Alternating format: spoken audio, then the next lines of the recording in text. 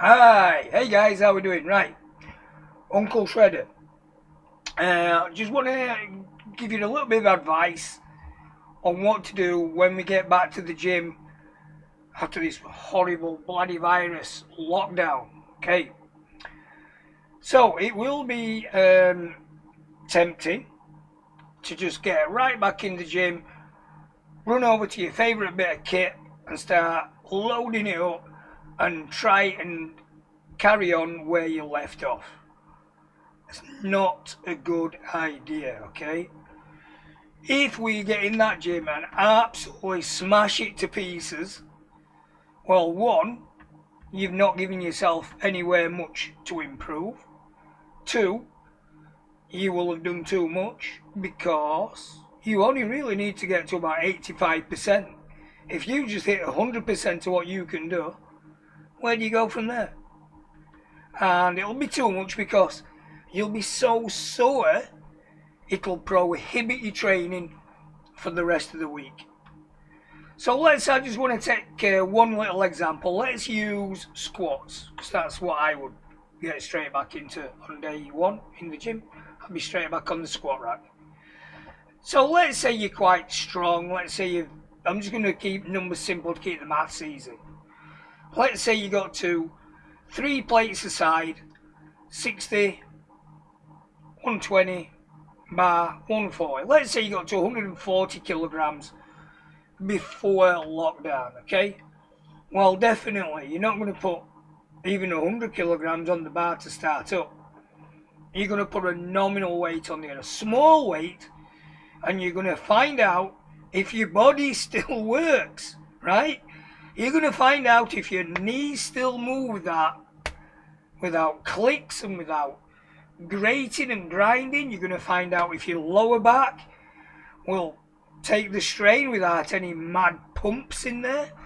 You're going to see if your hips and your hip flexors don't feel just too uncomfortable with that movement. So I always start off with like a 10 at least on each side of a bar and squats. I just find that an empty bar doesn't sit on my shoulders right. I mean, I can't balance the thing properly. I need something to just dig the weight into my shoulders. So I'm going to start off with a 10 kilogram weight on each side. And I'm going to do some nice slow reps. Not very, very deep, just pretty deep, okay? And then pretty deep reps, I'm going to gradually increase my range of motion and get lower and lower until I know I can do some deep ass squats with no implications, with no bad signs, with nothing creaking, clicking, snapping, just making sure everything works nice and smooth. Okay, then I'm going to start loading up, do some progressive overload, and just start progressing along, put some more weight on each side of the bar. I'm probably going to jump up in 5 kilogram jumps, just see how everything feels. Still, for them high reps, around about 15. When I feel like I can get to a decent weight and I can have a good crack at something that's like 8 reps, then I'll have a go at that. But I won't be reaching as far as I think I can. At some point on every exercise, if you're an experienced lifter, you know, you're on your first or your second or your third set, and you have this thought in your mind and you're like, I could do X amount of weight for X amount of reps. I could do that. And let's say, you're in the squat rack and you're thinking, well, I could do 2 plates aside today. My first day back, but I could do 2 plates aside. Don't do it. Leave your ego at the door and just lift what you need to lift to stimulate. Just enough to get the job done. Just enough to make the muscles feel like they're doing their job and start breaking muscle fibers down and start that whole protein synthesis thing going over again. So if you was to think, I could probably do 40 kilograms each side of the bar, that'd be 100 kilograms. Don't. Just don't do it. Don't be tempted to do too much on day one. Bring yourself back 20%. So instead of putting 100 kilograms on, do 80 kilograms. 80 kilograms, keep them comfortable, but just make sure that you're doing enough, just enough, to make sure that you're stimulating muscle mass and you're getting protein synthesis happening over again, getting that little cycle going again, muscle breakdown, positive protein synthesis, that whole cycle. Keep that going, get it going. And what you could do is, you're starting again, you've reset, if you like, your datum, your level. So what you can do then is you can use this time, this layoff time, to your advantage. So now you can start lifting again, and you can start your progressive overload at a lower level, so that you'll need small increments every week. And I would be very surprised. I'd be really surprised if in 6 months' time, if you train cleverly, you don't overreach yourself on day one, and you do a small increment progressive overload model, then I would be really surprised if in 6 months' time you're not actually better and in a better place than you were on lockdown eve. Alright guys, so just a nice quick short one.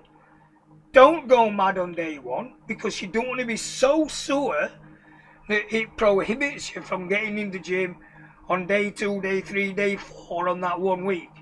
You do not want to be so sore and put off going back to the gym that you just lay in bed or sit down and do nothing for the rest of the week.